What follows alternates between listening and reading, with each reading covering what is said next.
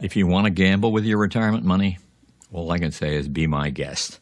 But be aware of the mathematical reality that maybe you have a 1% chance of beating the market over time. It has been proven right year after year after year because it can't be proven wrong. It's a mathematical certainty, a tautology, if you will.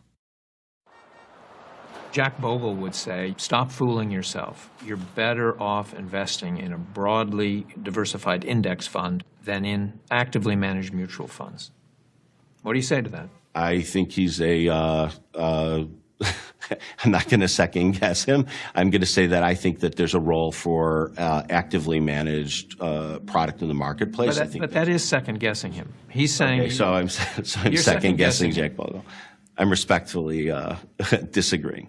I think there's a role for active management in portfolios. That's my belief. But what is that role? How well do they perform? They come with names intended to reassure every investor. Growth funds, value funds, balanced funds. And they are run by seasoned professionals who are paid handsomely to manage them. The question is, what are you getting for that? Are you getting superior performance? And the answer unequivocally for the industry as a whole is no.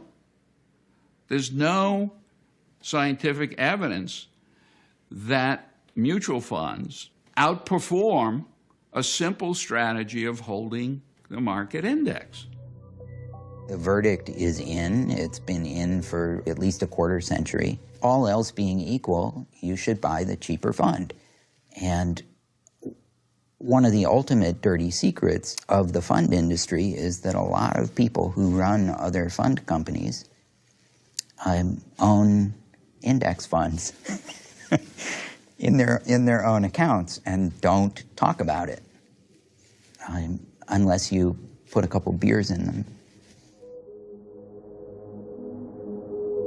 The evidence is overwhelming. Year after year, actively managed mutual funds fail to beat index funds. Studies have borne this out repeatedly over various time periods, in bull and bear markets. I asked the head of retirement at Prudential, which markets dozens of actively managed funds, what she thought about this. Yeah, I haven't seen any research that substantiates that.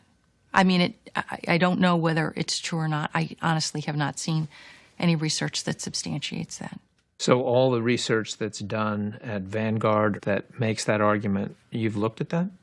No, I haven't. I haven't read everything. But it so much of it depends on, what I need is different than what you need, and there's not an asset allocation or a fund strategy that's right for everybody. I talked to one woman at Prudential who's head of retirement and asked her if she was aware of the studies that showed that index funds did better over time than the actively managed funds, and she says she wasn't. That's unbelievable. I find that actually unbelievable. These people that are in the business know that the index funds do better, right? They convince themselves that's not true. When I've talked to these people... But wait a minute. All the studies, how can they convince themselves that's not true? Because they're convinced they're recommending the fund that's going to do better. This is not a time when you want to be buying index And of course there are hot funds. This is not gambling, it's investing. It's now up 10.7%. The financial media loves them. Fund, the best performing U.S. stock mutual fund this year. And we're often susceptible to the lure. The problem is, as the small print says, past performance doesn't guarantee future results. Well, if only the past were prologue, it would be a great thing. Returns do not persist. There are some funds that are outperforming the broader market. The good markets turn to bad markets turn to good markets. So the system is almost rigged against human psychology that says if something has done well in the past, it will do well in the future. That is not true. That is categorically false. The high likelihood is when you get to somebody at his peak, he's about to go down to the valley. The last shall be first, and the first shall be last. Last year's dogs could actually be this year's winners.